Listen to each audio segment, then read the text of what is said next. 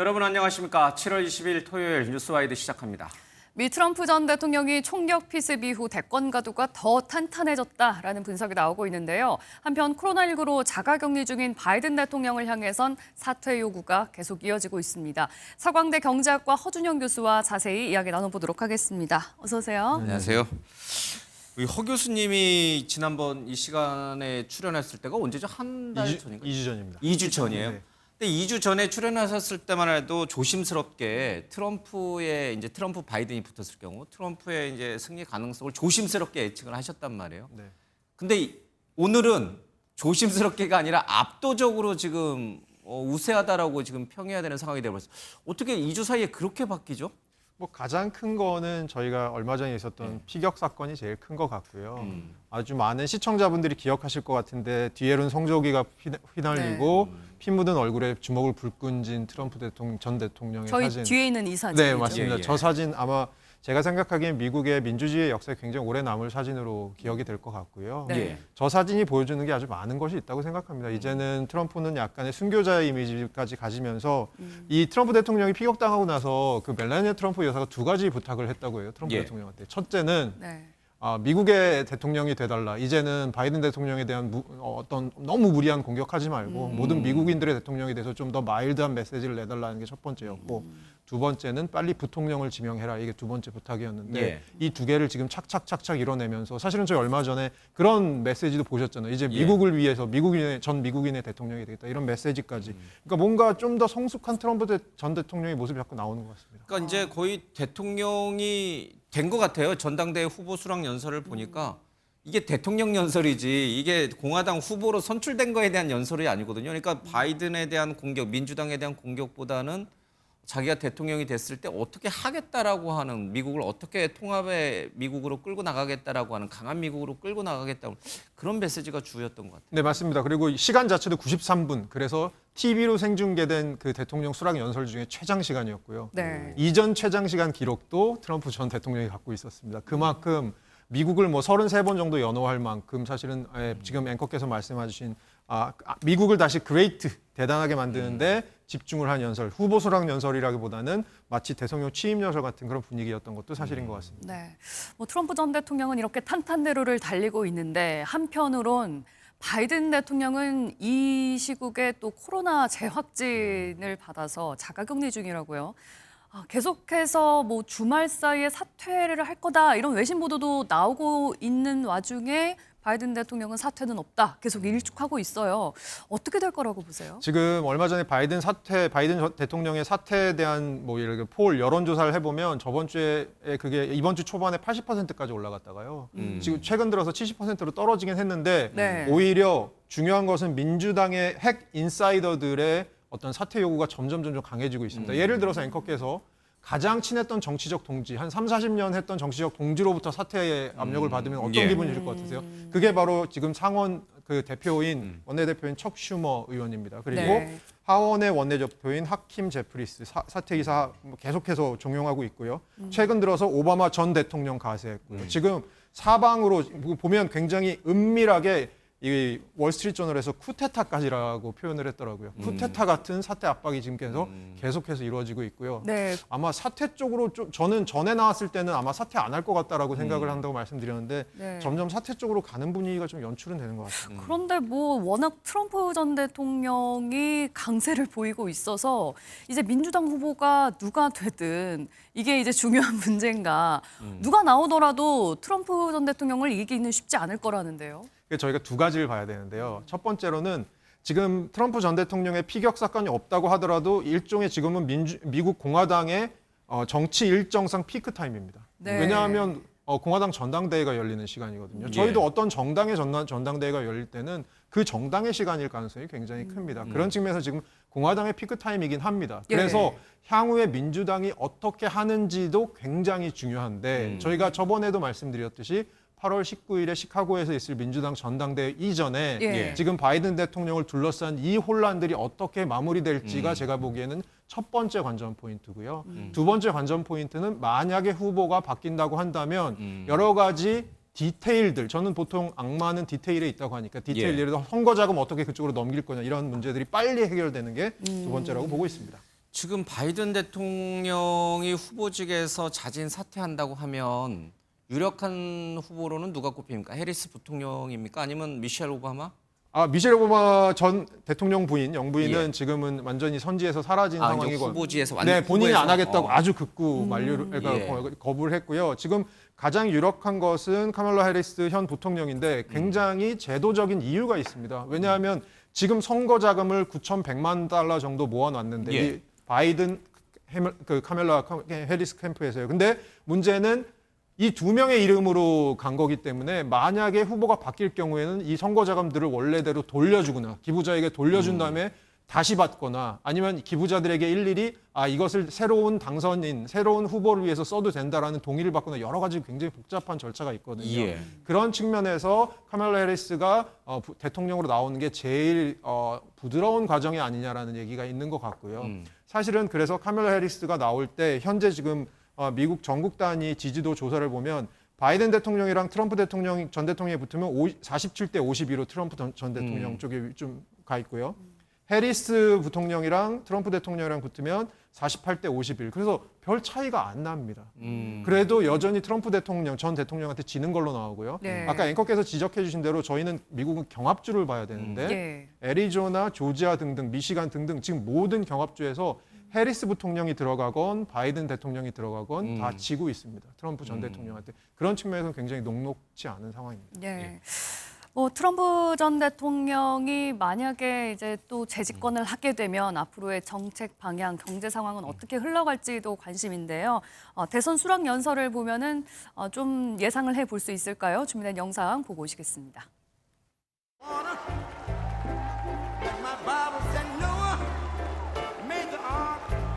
The discord and division in our society must be healed. We must heal it quickly. As Americans, we are bound together by a single fate and a shared destiny. When we get back, I get along with him. He'd like to see me back, too.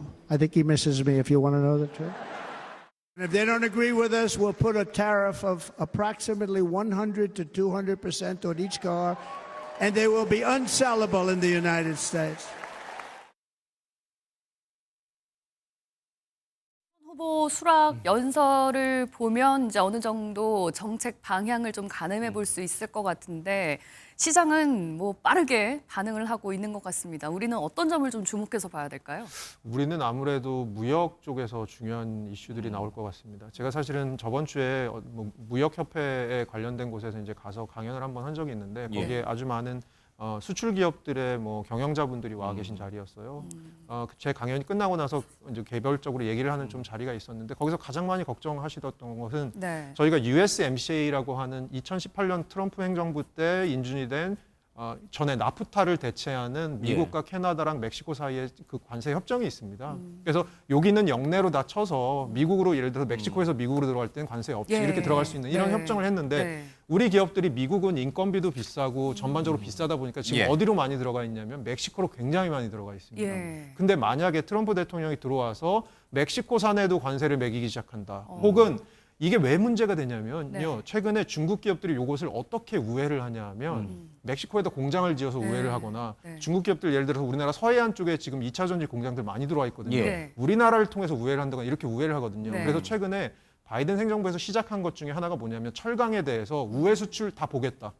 이거 수출지를 보는 것이 아니고 앞으로는 수출 회사의 최대 주주의 국적까지도 볼 수 있는 그런 쪽으로 넘어가겠다라고 얘기를 하고 있거든요. 이렇게 됐을 경우에는 우리나라 기업들이 지금 멕시코에 나가 있는 기업들조차도 그러면 다시 우리나라로 돌아와야 되는 건지 아니면 미국으로 들어가야 되는 건지. 근데 제가 아까 말씀드린 대로 미국으로 들어가는 것도 그렇게 쉬운 문제, 인건비나 여러 가지 입장에서 쉬운 문제가 아니거든요. 그래서 일이 아니군요. 불확실성이 굉장히 큰 것에 대해서 굉장한 좀 어려움을 토로하시는 분들이 굉장히 많으셨거든요. 제가 보기엔 이쪽이 우리나라가 지금 당면한 문제 중에 어떻게 보면 기업 측면에서는 첫 번째 문제인 것 같습니다. 그러니까 모든 국가에 대해서 기본적으로 관세 10%를 인상하고 중국에 대해서는 뭐 더 크게 60에서 100%까지도 이제 관세를 매기겠다. 이 말 자체가 글로벌 경제 자유무역주의에 굉장히 위배되는 뭐랄까 그럼 상대방 국가도 당연히 미국 제품에 대해서 보복 관세를 매기겠죠. 그렇게 될 경우에 가격, 제품 가격은 계속 올라갈 거고 그러면 인플레이션은 더 발생.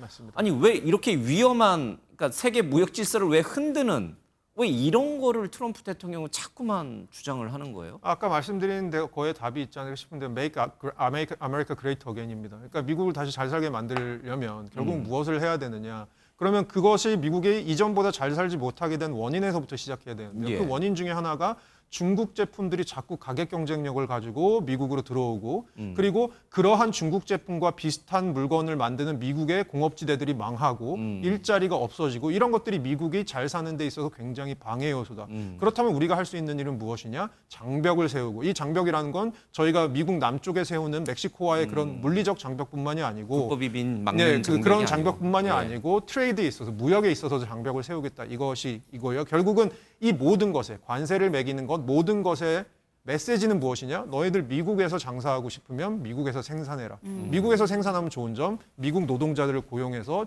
일자리가 생길 수도 있다. 이런 거니까요. 결국은 이것에 대한 방점이 찍혀 있는 정책으로 봐야 될 것 같습니다. 그렇게 트럼프 말대로 저렇게 관세를 올리고 무역 장벽을 막 세우면 미국 국민이 일자리도 많이 생기고 소득도 많이 늘어나고 미국 제품이 잘 팔리고 그래서 정말 미국이 위대해집니까? 경제학자로서 보실 때? 최근에 논문들에서 미국의 아주 대가들이 분석한 논문들에서 따르면 트럼프 1기 때 관세 정책이 실제로는 미국 내 일자리 창출엔 그다지 도움이 되지 않았다는 결과들이 있습니다. 예. 그러니까 이거는 결국은 정치적 레토릭일 가능성이 큽니다. 저 파워맨이 저렇게 힘을 가진 사람이 우리를 위해 신경을 써주는구나. 우리가 중국 때문에 지금 다 일자리를 잃고 못 살게 됐는데 저 사람이 우리를 이렇게 신경 써주는구나. 결국 이것이 표로 가는 것이고 이것이 그 사람의 인기로 가게 되는 것이죠. 그러니까 실질적으로 미국 국민에게는 그렇게 경제적 부를 갖다 주지 못하는 잘못된 보호무역주의, 잘못된 무역 장벽인데 정치적으로는 백인 노동자들을 끌어들이기에는 굉장히 기가 막힌 선거용 정책이다 이런 뜻이군요. 네, 맞습니다. 그리고 이번에 부통령 후보 지명이 된 제이디 벤스라고 하는 사람은 젊은 사람 그리고 39살이고 사업가고 사실은 그 사람은 원래 굉장히 빈민층에서 자랐습니다. 맞아요. 오하이오주에. 네. 그리고 아버지가 어렸을 때 떠나고 뭐 이래서 굉장히 어려운 시절을 보냈는데 이 사람은 사실은 어떠한 것을 대표하냐면 오하이오의 이 사람이 쓴 책의 제목이 힐빌리의 노래라는 건데 그 힐빌리의 노래인데 힐빌리가 어떤 사람들을 지칭하는 단어입니다. 어떤 사람이냐면 미국의 애팔레치아 산맥 근처에 사는 동부에 백인 빈민들을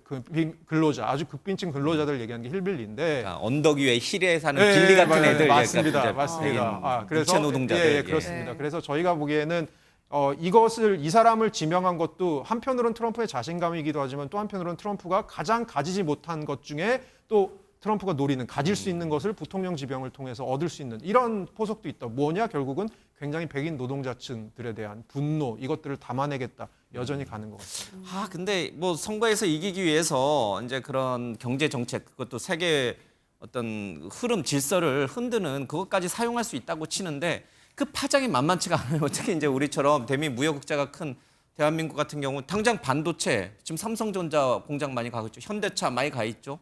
또 2차 전지, 뭐 배터리 이런 쪽 미국에 대한 투자 많이 했잖아요. 그 바이든 정부에서 뭐 IRA법 등등 해가지고 이거 다 어떻게 되는 겁니까? 그러니까 기업들의 지금 시계 재료인 상황에 놓일 수 있는 거고요. 향후의 플랜에 대해서 시계 재료인 상황에 놓일 수 있는 것. 그리고 저희가 트럼프 1기 때 좀 생각해 보아야 될 것이 트럼프 1기 때 많이 썼던 카드 중에 하나가 기업들을 때리는 거에서 나가서 좀 더 거시적으로 때리는 방법이 있었습니다. 환율 조작국이었습니다. 네. 맞아요. 만약에 미국에 대해서 무역 흑자가 너무 많은 나라들에 대해서는 야 너네 지금 무역 흑자가 미국에 대해서 많이 나는 이유 중에 하나가 니네 나라의 환율이 너무 지금 절하돼 있기 때문 아니야? 이거 너네 뒤에서 조작하는 거 아니야? 이런 식으로 사실은 무역에서 시작된 어떤 이슈들을 환율 조작국이라는 그릇에 담아내면서 우회해서 때리는 이런 방식도 쓸 수 있거든요. 실제로 저희 일선에 계신 분들은 이런 것에 대한 대비까지도 지금 최근 들어 하시는 것 같습니다. 그러면 이제 궁금해지는 게 뭐 배터리, 자동차 이런 기업들의 타격도 봐야겠지만 투자자 관점에서 개인 투자자 관점에서 좀 봤을 때 이제 앞으로의 달러나 금은 또 어떤 방향으로 흘러갈지 어느 점에 좀 집중을 해서 투자를 하면 좋을지 조언을 해주신다면. 저는 미국 국채 같은 경우는 당분간 장기 국채의 금리는 빠르게 떨어지지는 않을 것 같고요. 네. 연준이 기준금리를 인하하더라도 장기 국채 금리는 빠르게 떨어질 것 같지 않은 것은 어쨌든 간에 향후의 금리 패스는 지금 두 분께서 말씀하신 대로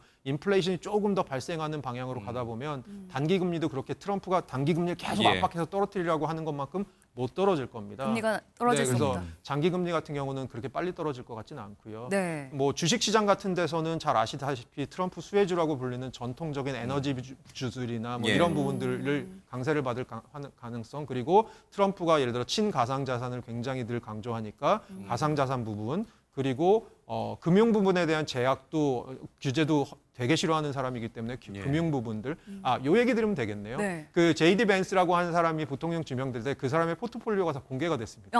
예. 어떤 게 들어있어요? 굉장히 친트럼프적이더라고요. 찰스 슈왑이라고 하는 미국의 굉장히 큰 주식회사, 그러니까 주식을 다루는 회사의 파이낸스 컴퍼니의 주식을 굉장히 많이 갖고 있었고요. 예. 그리고 또 하나는 가상자산도 꽤 많이 갖고 아. 있었거든요. 그런 측면에서는 제이디 벤스의 포트폴리오를 보는 것도 그거를 따라가야 어떻게 보면 되나요? 그 굉장히 친트럼프적인 포트폴리오라고 사람들이 부르더라고요. 그런데 트럼프가 강조하는 경제 정책 중에 큰 축이 약달러 그리고 금리 인하잖아요. 그런데 11월 이전에 금리 인하는 안 된다. 또 이렇게 반대를 하고 있어요. 이거는 어떻게 해석을 해야 되나요? 그건 타이밍이죠. 11월에 대선이 있는데 대선 전에 바이든 대통령에게 유리한 정책은 다 싫다. 그렇죠. 정책 좋은 거는 나를 위해서만 해. 자기 라는 대통령 거죠. 다음에 금리 그런 내려라 거. 이거지. 그때까지 뭐. 기다려달라. 그때까지 기다려라라고 하는 거고, 실제로 파월 의장의 임기에 대해서도 막 거론을 하면서 예. 임기는 보장해 줄게, 살려는 드릴게 정도의 메시지를 했었습니다. 이게 참 우리나라 같았으면 벌써 난리가 났어요. 그렇죠? 네, 맞습니다. 대통령 후보가 되게 후보라는 사람이 한국은행 총재를 겁박한 거냐 이렇게부터 대서특필 될 거고, 그리고 트럼프도 워낙 부동산 재벌이죠. 그때 벤스까지 그렇게 뭐 주식이라든지 이런 쪽에 주식을 금융 기업에 투자를 하고 있다라면 우리 같으면 뭐 백지 신탁부터 해서 뭐 그렇습니다. 근데 미국이 다 허용이 되나 봐요. 네, 허용이 될 뿐더러 제가 보기엔 트럼프 대통령의 일기가 들어오면서 아마 많은 부분에 있어서 이 사람들의 도덕적인 기준 같은 것이 좀 낮아진 부분이 있을 것 같고요. 사실은 미국의 뭐 역대로 보면 지금 미국의 정치계를 봐도 굉장히 백만장자 출신의 주지사, 상원의원 많습니다. 우리나라보다는 조금 그런 측면에서는 민감도가 덜한 것이 사실인 것 같습니다. 우리 허 교수님이 이 거시경제학자지 증시 전문가는 아닌데 뭐 애널리스트는 아닌데 네. 이제 궁금해지는 게 미국은 트럼프 대통령 가능성이 높아진다는 소식에 뭐 코인 금값도 막 올라갔지만 미국 자체 다우지수라든지 미국 증시가 많이 올라갔어요. 근데 상대적으로 우리 증시는 지금 3천을 향해 잘 나가다가 이 반도체 2차 전지주부터 시작해서 폭락을 하면서 다시 또 밑으로 하락하는 모습을 좀 보이고 있습니다. 이거 어떻게 앞으로 11월 대선까지 우리는 어떻게 주식 시장이 움직일 것 같아요? 저는 원래 트럼프 요소가 아니었으면 더 잘 갈 수 있었던 부분이 분명히 있을 수 있다고 3천 보고요. 넘을 줄 알았어요. 예, 그리고 우리나라는 워낙 그 코스피 안에 수출 기업들의 비중이 크고 반도체 기업들의 비중도 거의 한 20% 되고 굉장히 크거든요. 그런 측면에서 더 잘 될 수 있었던 부분, 지금 반도체 경기가 너무 좋았고요.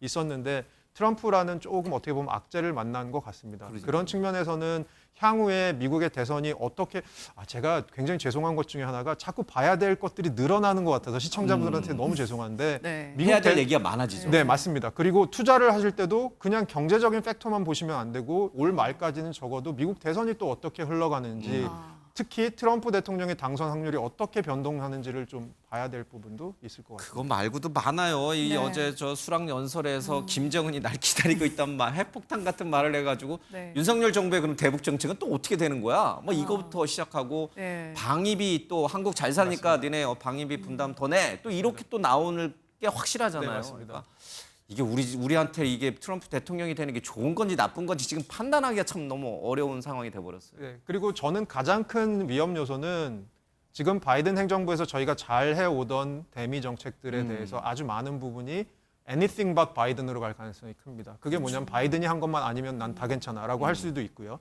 특히 올해는 미국에서 제가 전에도 말씀드렸지만 제너럴 일렉션, 일반 선거 같이 열립니다. 그래서 네. 하원이 다 바뀌고요. 네. 상원은 2년마다 3분의 1씩 33명씩 바뀌거든요. 네. 올해 또 3분의 1이 바뀝니다. 그런데 정치 지형이 지금 현재 예측은 상원, 하원 다 조금 공화당에 유리한 방향으로 간다고 합니다. 그러니까요. 그러면 결국은 대통령이 트럼프고 상원, 하원이 공화당이다라고 하면 사실은 그것의 이전의 정부와는 굉장히 다른 어떤 기여를 더 탄력을 받을 가능성도 저는 분명히 있을 것 같습니다. 우리 정부로서는 외교관들은 또 기업들은 지금 공화당 쪽, 미 공화당 쪽 인사들을 빨리빨리 열심히 만나고 사귀어야 될 것 같습니다. 네. 자, 허준영 서강대 경제학과 교수와 이야기 나눠봤습니다. 말씀 고맙습니다. 고맙습니다.